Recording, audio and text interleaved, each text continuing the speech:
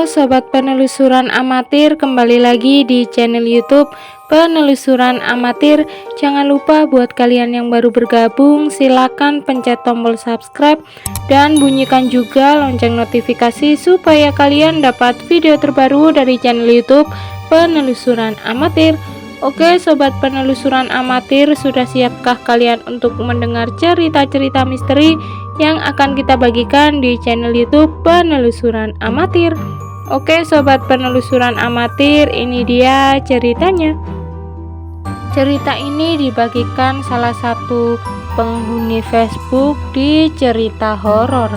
Jadi Facebook ini adalah Facebook group yang berisikan tentang cerita-cerita horor yang ada di dalam Facebook tersebut, yang berjudul Ibuku Melawan Iblis Merah Demi Kelahiranku. Namaku Fatma, aku lahir di pelosok Sumatera.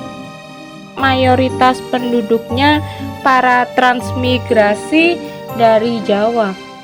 Kami masih memakai bahasa Jawa yang kasar dan tidak mengenal krama inggil.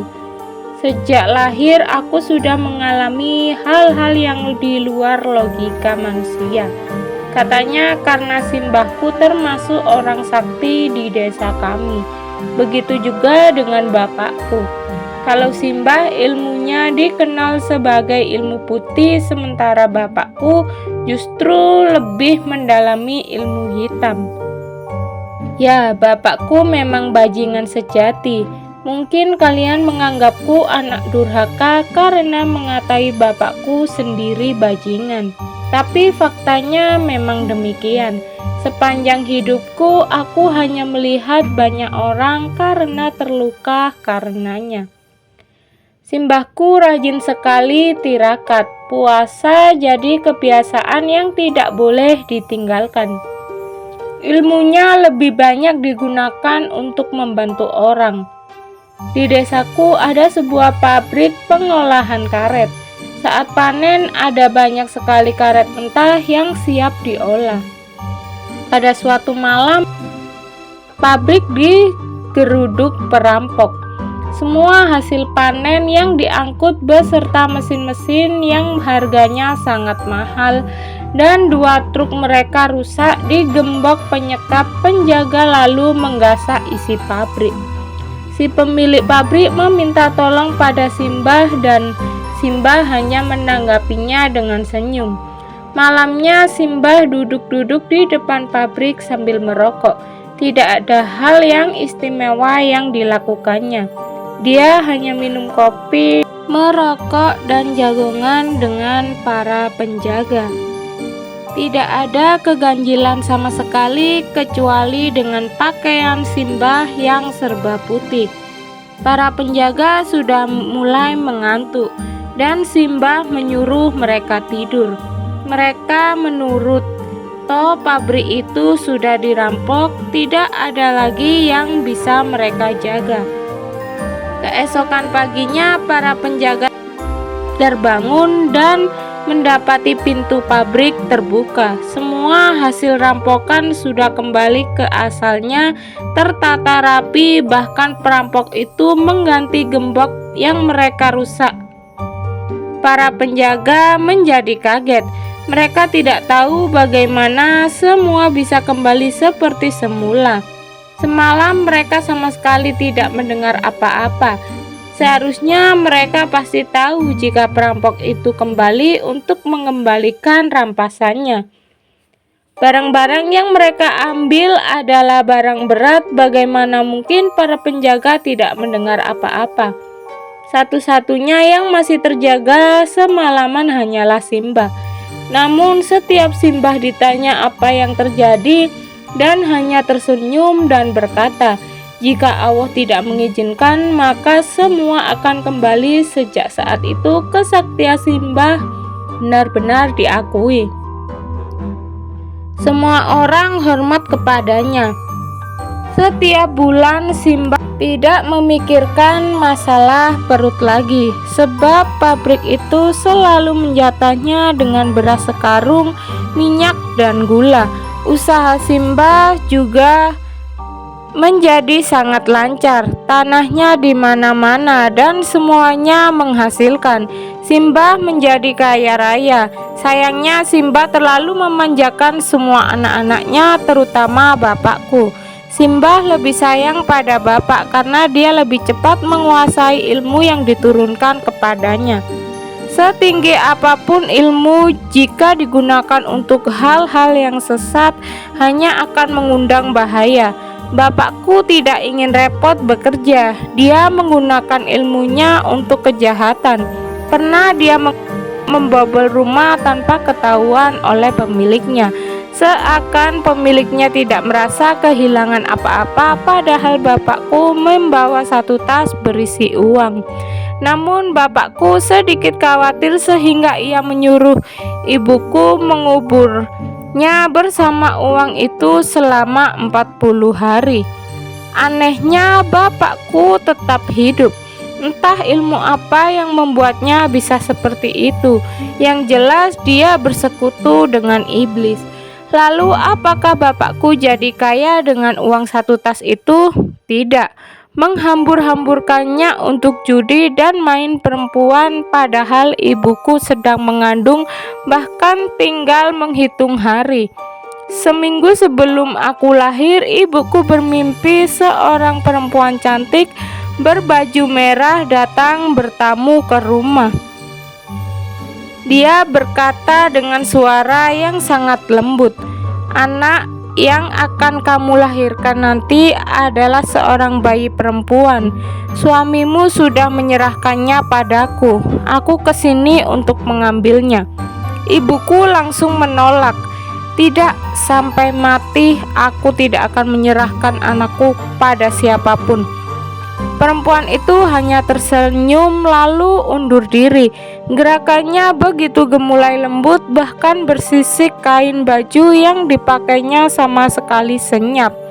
Langkah kakinya juga bisu, seakan dia sama sekali tidak melangkah, melainkan melayang. Setiap gerakan seperti menyemprotkan wangi bunga kantil yang tajam. Saat itu sampai di ujung jalan, pelan-pelan dia menoleh memamerkan wajah cantiknya yang masih tersenyum. Warna merah gaunnya menjadi sangat menyolok di hari yang mendung. Dia masih memandang ke arah ibuku, namun senyumnya menyusut dan matanya mengilat tajam.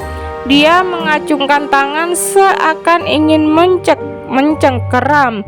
Ibuku terbangun dari mimpinya. Dia yakin mimpi tadi adalah pertanda.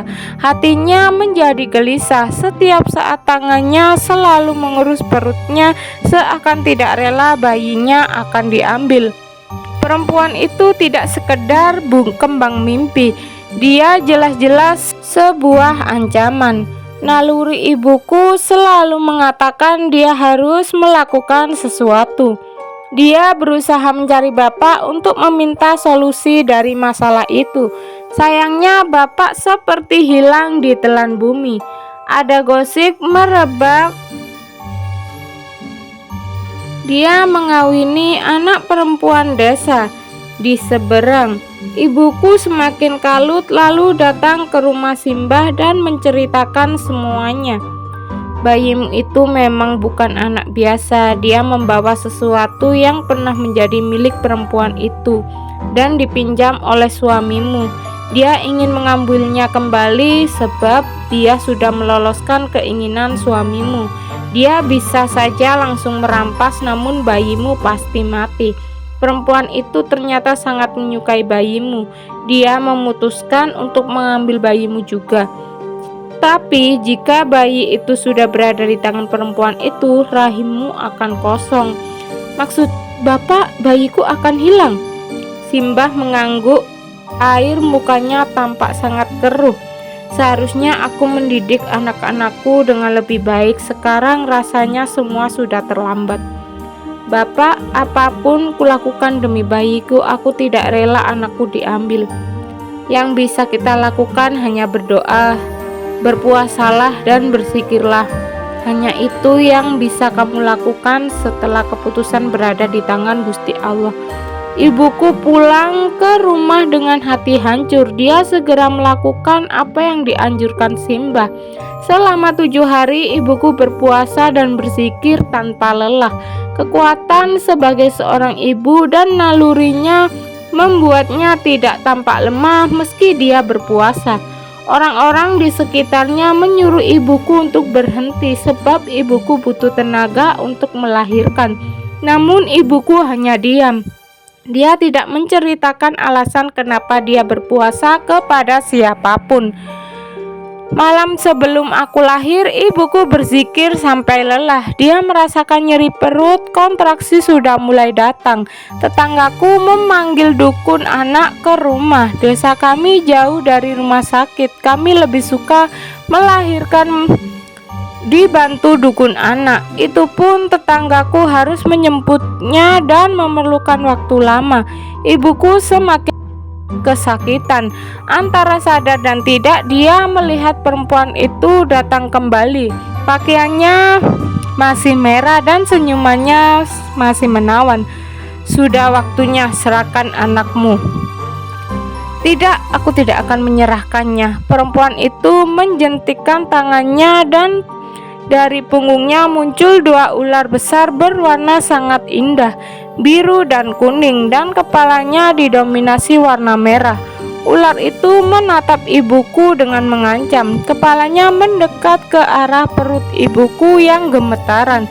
Secara spontan ibuku mengucapkan zikir keras-keras. Ular itu meriuk-riuk marah. Perempuan merah itu mengeluarkan busur dengan mata panah terbentuk dari bunga ungu mekar. Suara ibuku semakin kencang. Perempuan itu melepaskan anak panah tiba-tiba terpental jauh. "Enyahlah," seru ibuku. Seorang dukun bayi ditemani tetanggaku masuk ke kamar. Dia sangat kesakitan, seru tetanggaku yang sama sekali tidak melihat ular dan perempuan itu. "Siapkan air panas dan kain." Dukun bayi segera bersiap. Dia menyuruh ibuku mengangkang. "Jangan angkat bokongmu saat mengejan sekarang." Ibuku mengejan dengan sekuat tenaga. Ular-ular itu menyusut balik ke punggung perempuan merah. "Sudah keluar kepala, ayo sekarang." Perempuan merah itu menatap ibuku dengan tajam, mengeluarkan lagi anak panah dengan mata panah bunga ungu. Ibuku mengejan dan berteriak, "Demi Allah, jangan mengambil anakku." Anak panah terlepas sekali lagi terpental sebelum mengenai ibuku.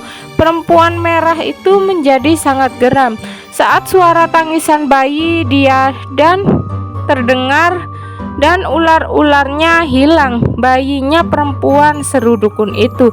Ibuku bernafas lega, air matanya mengalir.